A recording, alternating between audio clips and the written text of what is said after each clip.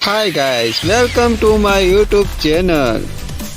आज हम बात करने वाले हैं, अगर आप पोलैंड में काम करवा रहे हैं या काम करवाना चाहते हैं या फिर ऑलरेडी फाइल रेडी है सबमिट करने के लिए, तो फिर ये पॉइंट बहुत ही आपके लिए इम्पोर्टेंट है। पोलैंड का अगर आपके पास वर्क परमिट आया हुआ है या फिर आने वाला है तो इस वीडियो को ज़रूर देखें, क्योंकि काफ़ी सारे लोग सवाल करते थे मुझे ईमेल नहीं आ रहा और मेरे पास वर्क परमिट आया हुआ है तो मैं बैंक स्टेटमेंट के लिए क्या लगाऊं, बैंक स्टेटमेंट लगाऊं या बैंक सर्टिफिकेट, मेरी सैलरी कैसे आती है, या फिर मेरा जॉइंट अकाउंट है या फादर मदर का अकाउंट है तो शो कर सकता हूँ कि नहीं, और टाइम का स्टेटमेंट लगाना है और कितना बैलेंस शो करना पड़ेगा। ये सारी क्वेरी इस वीडियो में हम सॉल्व करने वाले हैं, तो इस वीडियो को पूरा देखें।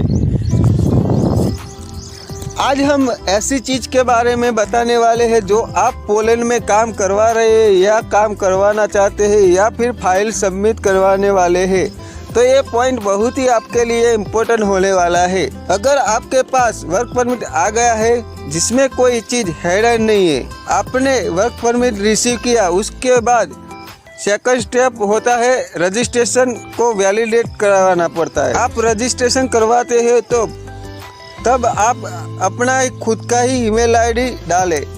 कुछ लोग अपनी कंसल्टेंसी का ईमेल आईडी देते हैं, उसकी वजह से उनके पास ईमेल नहीं आता है।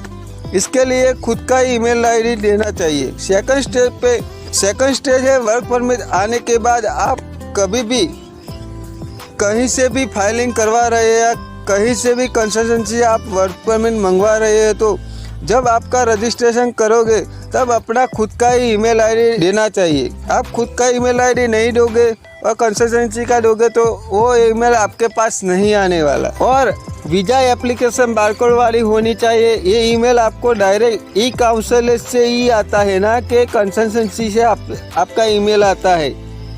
अब बात करते हैं बैंक स्टेटमेंट चाहिए, बैंक सर्टिफिकेट चाहिए। अगर आपके पास दोनों है तो आप दोनों लगा सकते हैं। अगर आपके पास 3 मंथ का बैंक स्टेटमेंट मेंटेन किया हुआ है तो आप बैंक स्टेटमेंट लगा सकते हैं। आपके पास बैंक स्टेटमेंट मेंटेन नहीं है तो फिर आप bank certificate one time cash deposit करके आप उसको लगा सकते हैं।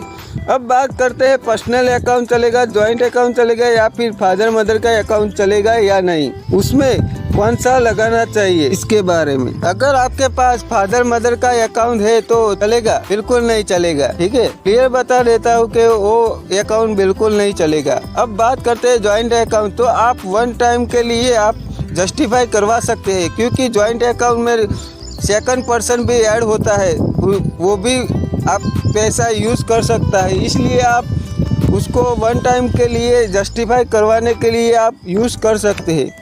वो लोग चाहते हैं कि आप मेन एप्लीकेंट ही का उसका पर्सनल अकाउंट हो। अगर आपका नाम का वर्क परमिट आया हुआ है तो आपका ही बैंक अकाउंट होना चाहिए। अगर आपके पास कैश सैलरी आती है और कैश सैलरी आप आपके नाम के दूसरे अकाउंट में डिपॉजिट करते हैं तो वो भी अकाउंट आपके लिए वैलिड होगा, तो भी आप वो अकाउंट का स्टेटमेंट लगा सकते हैं। जहाँ पे पैसे की लेन देन हो वो सभी फाइनेंस कंपनी का स्टेटमेंट लगा सकते हैं। वो स्टेटमेंट में आपका नाम होना चाहिए। अगर आपको कंसल्टेंसी वाले बोल रहे हैं कि बैंक स्टेटमेंट नहीं चाहिए तो वो गलत है। हाँ, लेकिन कुरसिया के लिए बैंक स्टेटमेंट नहीं लगता है।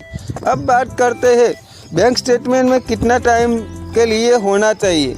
तो बैंक स्टेटमेंट कम से कम 3 या 6 महीने के लिए होना चाहिए। जो 6 महीने के लिए होता है वो विजिट वीज़ा के लिए लगता है और वर्क के लिए 3 महीने का बैंक स्टेटमेंट लगता है। बैंक स्टेटमेंट नहीं लगाने के कारण या फिर मेंटेन नहीं होने के कारण नंबर 3 का रिजेक्शन आता है। नंबर 3 पे इनसफिशिएंट फंड के बारे में बताता है। ये फंड दर्शाता है कि आप पोलैंड में जाते हैं और आपका 1 महीने के बाद सैलरी आएगी, तो उस 1 महीने के अंदर आप रहने खाने पीने का खर्चा आप खुद ही अपना सर्वाइव कर सकते हैं और उसके लिए वहाँ की गवर्नमेंट को कोई प्रॉब्लम होने वाली नहीं है। इसीलिए आपको बैंक स्टेटमेंट मांगते हैं। अगर आप बैंक स्टेटमेंट मेंटेन नहीं कर सकते तो आप वन टाइम कैश डिपॉजिट करके बैंक सर्टिफिकेट भी लगा सकते हैं। आई होप मेरी वीडियो आपको पसंद आई होगी और आपका सारे डाउट क्लियर हो गया होगा। तो आज की वीडियो में बस इतना ही। अगर मेरी वीडियो आपको पसंद आई है तो लाइक करो, शेयर करो और चैनल पे नए आए हैं तो सब्सक्राइब करो। धन्यवाद, आभार।